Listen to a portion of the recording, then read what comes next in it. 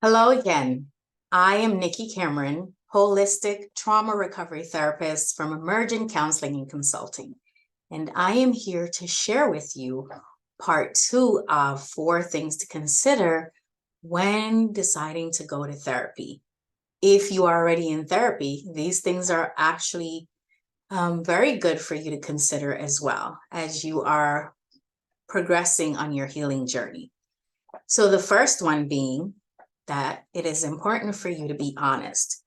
Having been in therapy myself, there were times when I was fearful of being judged by my therapist. And so I can understand when someone holds back on information because maybe they don't feel like the space is authentic enough for them yet to be honest, or they're fearful of being judged. Totally get it. However, sometimes the thing that you are holding out on communicating is the one issue that needs to be addressed so that your healing can be amplified. And oftentimes will even speed up the process of your healing. So I encourage you to be honest with your therapist, process feelings you may be having about feeling judged or the therapist's approach so that you can work through it together and you won't have to be holding back information. Number 2, understand that practice makes perfect. Whatever it is that you're learning in therapy, any coping skills, any recommendations your therapist is giving you for homework. Yes, I said it, homework, that word, that it actually helps as part of your healing journey. So for instance, journaling. If your therapist is recommending that you're journaling information, it actually helps to empty out the brain and can help with managing racing thoughts. Not only that, it will allow you to reflect on your thinking and allow you to see what is being hidden in your unconscious thinking patterns. So practice makes perfect. Understand that when you are implementing or putting into practice new behaviors, it changes the programming in your brain. It creates new neural pathways. So please, please practice what you're learning and not judge yourself if you miss a day or two. Jump back on the wagon and keep going and not beat yourself up for missing Tuesday, spending Wednesday, Thursday, Friday, and Saturday judging yourself because you missed one day. So please practice. And lastly, do not leave your body behind.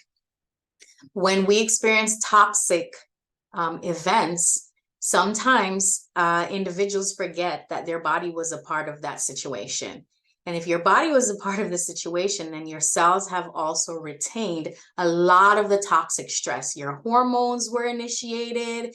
And when your hormones were initiated, your survival responses were on, and your body was affected and holds a lot of memories in your cell. So I invite you to ensure that whatever you are doing, whether it is with your therapist or not, that you are intentional about tending to the needs of your body. And to do so, I often recommend somatic meditations because it helps the individuals to get more in touch and focus in on their bodily experiences, to get you reacquainted to your body. So at some point, it will start to feel safe for you to enter back into your body if you're dissociated. Tai Chi is also another form of centering and grounding practice. Yoga. Some people like dancing. Dancing is also another great method for us to use to care for the body. But whatever it is that you do, and the therapies that I recommend are EMDR, somatic experiencing, sensory-motor psychotherapy. They're different forms of mind-body-based therapies. But if you are working to try to help your system to recover from toxic stress, that you not forget your body in the process. Talk therapy has its time and its place, and it can be good. However, it is not enough for recovery from traumatic toxic stress. I hope that these tips will be helpful for you, or perhaps you know someone else who might benefit from this information, and I invite you to share. Until next time, I thank you for tuning in, and I look forward to sharing part 3 of my things to consider when you're deciding to go to therapy. Take care.